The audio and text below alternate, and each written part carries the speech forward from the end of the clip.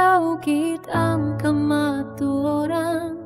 Sa tagsa ka panimalay, sa tagsa ka banwa, nagapalapit kami ginakaptan ang imo kamot.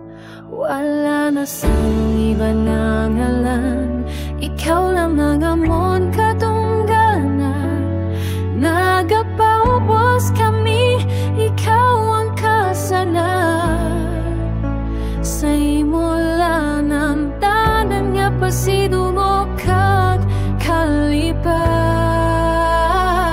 Si Jesus ang hari sa bugos na pungsod, ang gugma niya amo ang singgit sa paglaom.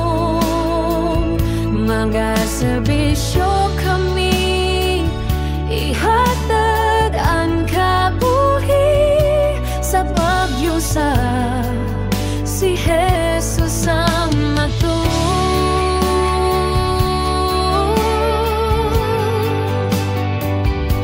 Halin sa laylay nga kaliwat ang kapinulungan, isa kami tingog na punos ang pagdayaw. Wala sang babag, wala sang garbo, simbahan mo kami nga nagapanalakatan.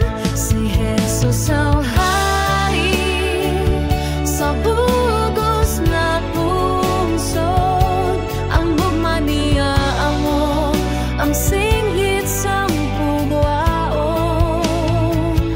Waga serbisyo kami ihatag ang kabuhi sa pagyusa.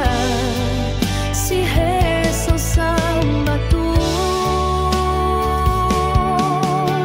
Tugos ka tayo puso na mong ginahalag, sa pagsimbay ko kita makaon. Hilong kami nga nagaluhod sa tiilan mo, hari sang tanan. Mga Ilonggo, Bisaya, Tagalog kag mga waray, matapampangan igorot lumad kagaeta. Mga Muslim hiligay non Bicolano kag Maranao, tanan nga Pilipino magahiw sa pag-alagay. Pilipinas para kay Kristo, amon singit kag handong. Sa kabukiran kag baybay, iyang halan among dalampan.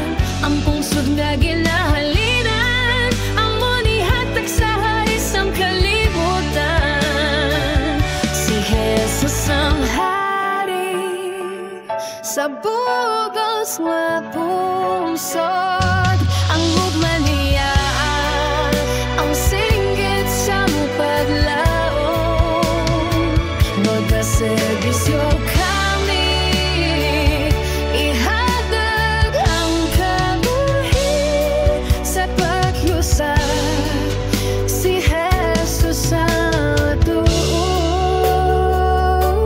Pilipinas magatindog sa kahayap sang grasya, ang katawhan masinggit. Si Jesus ang amon hari sa tagsa ka barangay, simbahan kag eskwelahan, magapadayon ang pag-alagad tutok sa katapusan.